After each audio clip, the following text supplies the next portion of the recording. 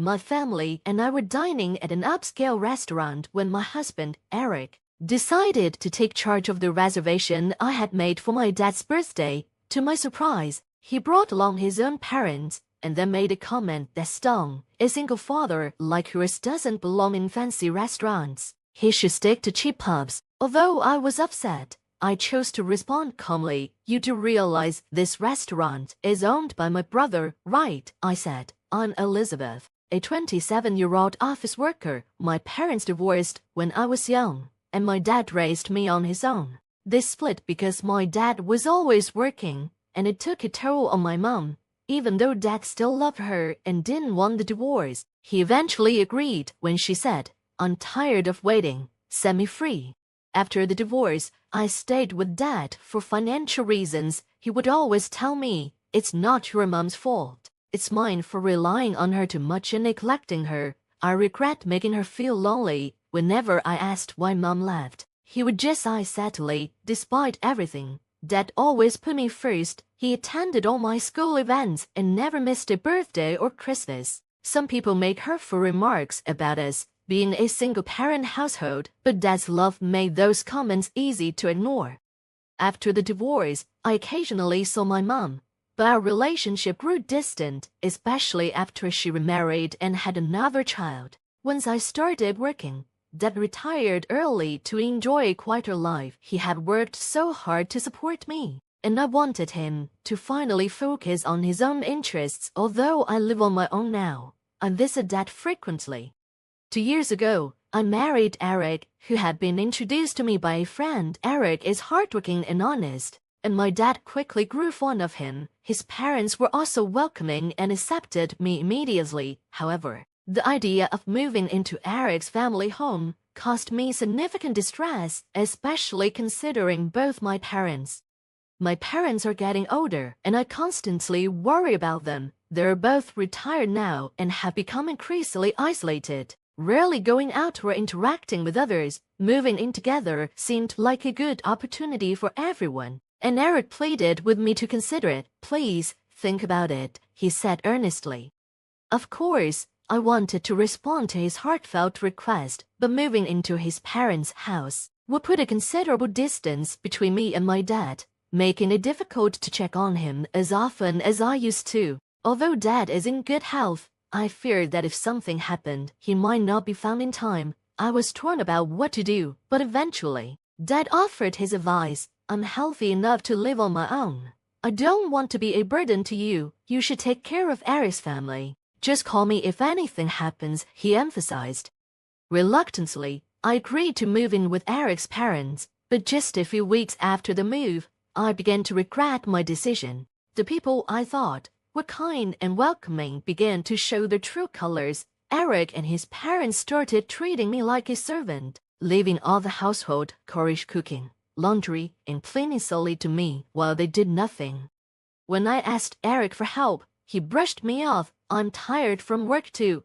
Housework is a wife's job, right?" he retorted. My protests that I also worked fell on deaf ears. "It's different. You married me, so you should be devoted to me and my parents," he would say dismissively. Coming home exhausted from work, only to face an endless list of chores, was overwhelming. But it wasn't just the chores. Eric's mother, Mary, made my life a living hell. She would deliberately spill food to dirty the floor or complain about the smallest speck of dust. "This spot is dirty, clean it," she would order, leaving dirty clothes everywhere for me to pick up. After I had washed and carefully folded them, she'd say, "These folds will crease the clothes, do it again," and then kick them apart.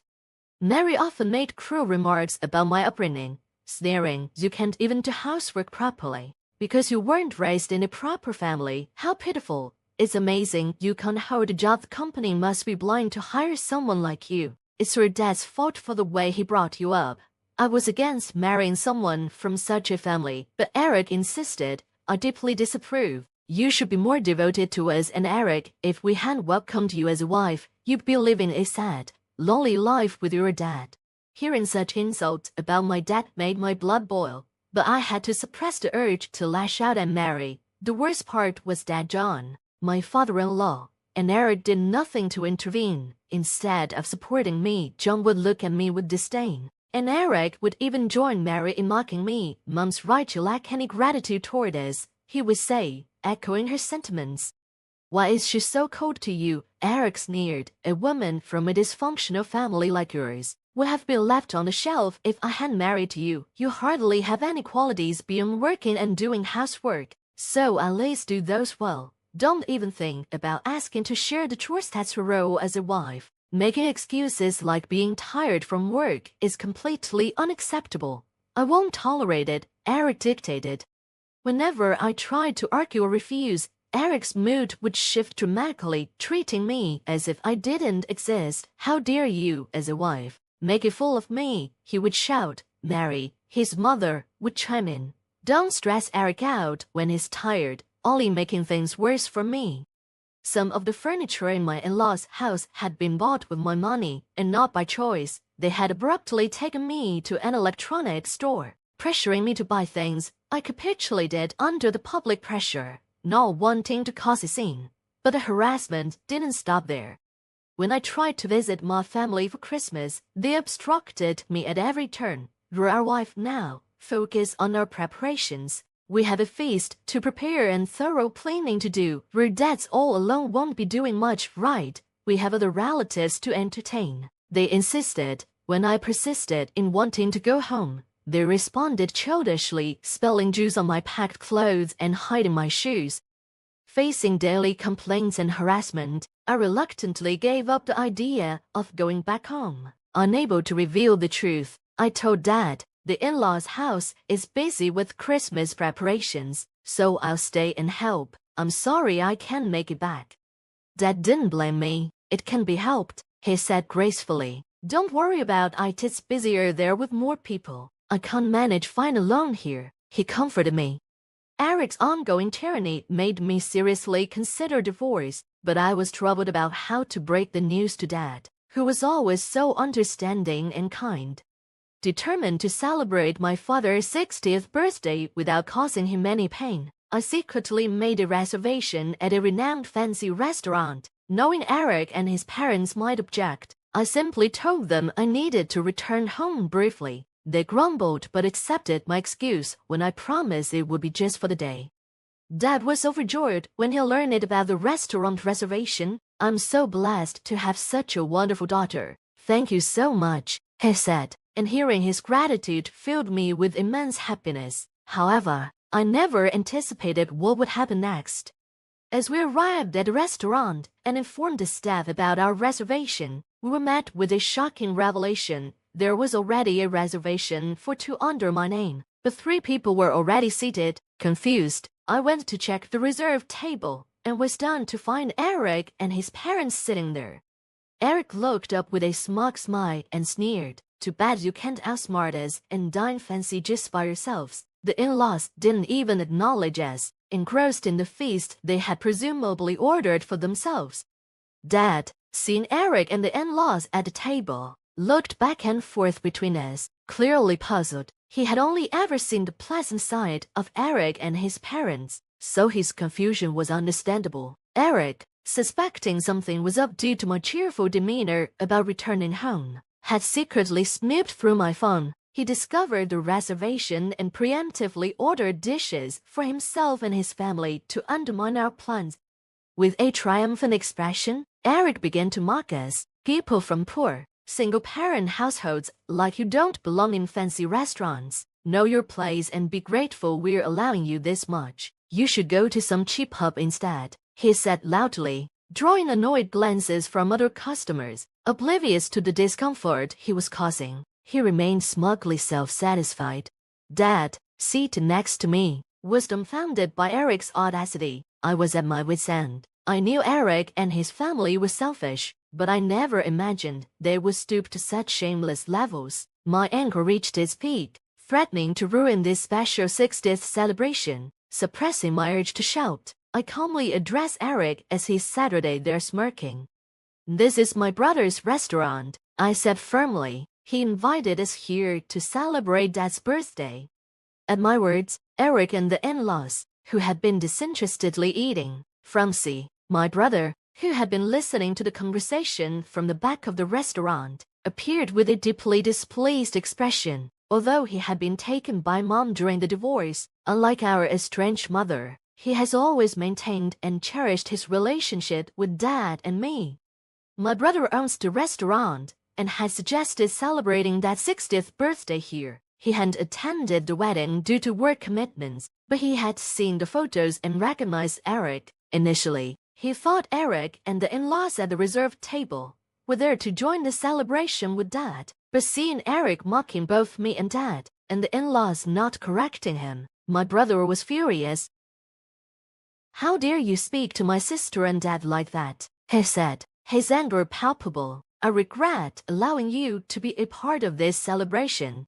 Just because you're Emily's family, is this how you always treat her?" my brother demanded, his anger evident. "I prepared this celebration for my sister's wish to honor Dad, not for people who hijack it to frillo a meal. We'll celebrate Dad and my sister's occasion on another day. You'll be paying for what you ate," he declared firmly. Eric and his party began making excuses. "No, that's not it. We were really meant to celebrate," they protested, but my brother left them to the staff and came outside to join Dad and me. "I'm sorry for letting such people into the restaurant and ruining the celebration," he apologized as we headed home. I explained to Dad all the mistreatment from Eric and his family. After listening quietly, Dad said, "If you're unhappy in your marriage, there's no point in staying. Don't worry about me. Come back home." So, instead of returning to the in-laws' house, I went straight to my own home. Shortly after, my brother called to inform me that Eric and his family had caused a scene over the bill but had reluctantly paid when threatened with police involvement. Minutes later, Eric called, furious. "Where are you? You've embarrassed us. Send the money we paid," he yelled. "I will pay a penny of it," I retorted. "I'm done with you, and we will be divorcing. I've gathered evidence of the bullying, so be prepared." I had been collecting evidence of the harassment from Eric and his family, which they never suspected. According to a lawyer I consulted, the forced purchases and other financial exploitations were enough to prove psychological abuse. Realizing I was serious about the divorce, Eric panicked. "No one but me would marry a woman from a single-parent household. Do you want to upset Dad?" he threatened. I scoffed. "Dad said my happiness matters most. I'd rather be with him than deal with the likes of you." Eric warned, "You regret this. Think it over." But I hung up and proceeded with the divorce preparations. Eventually, Eric and I divorced. He was reluctant due to concerns about societal image but eventually gave in. As the court date approached, I had gathered substantial evidence of psychological abuse, which ensured I received a fair settlement in the divorce. During the property distribution, I took steps to protect my assets and secure my future. I reclaimed the furniture I had purchased for the in-laws' house, exercising my legal right as the buyer. The in-laws tried to complain, but my lawyer simply pointed out that a purchaser naturally retains the right of possession, leaving them defeated. A few months after moving back to my parents' home, Eric reached out, seeking reconciliation. He explained that on the day of the incident at the restaurant, his boss and colleagues had been there for a work celebration. They overheard everything he said to me and Dad. His boss, who had grown up in a single-parent household, was deeply disappointed in Eric's disparaging remarks. As a result, Eric's promising career was jeopardized. He lost his standing and any chance of advancement, and his colleagues regarded him with contempt as a psychological abuser. Eric's troubles didn't end at work. The in-laws' household had become chaotic. Before the divorce, Eric and the in-laws had offloaded all household chores onto me. After the divorce, they were now bickering over who should do the chores, with Eric being pressured to buy new furniture to replace what I had taken and contribute more financially. Eric pleaded, "I was wrong. Elizabeth, I took advantage of your kindness too much. I've truly reflected and want to start over."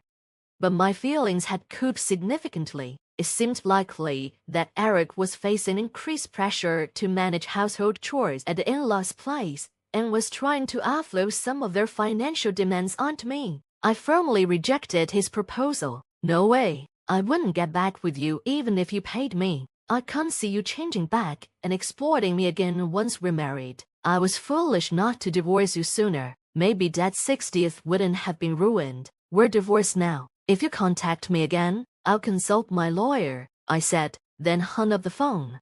The mention of a lawyer seemed to resonate, as I received no further attempts at reconciliation from Eric. And now, I'm happily living at home with Dad, and my brother occasionally visits, bringing gifts. His wife is pregnant, and he seems truly happy. Dad and I are both excited about the baby, while I'm not considering marriage anytime soon. If the opportunity arises, I'll be sure to choose more wisely.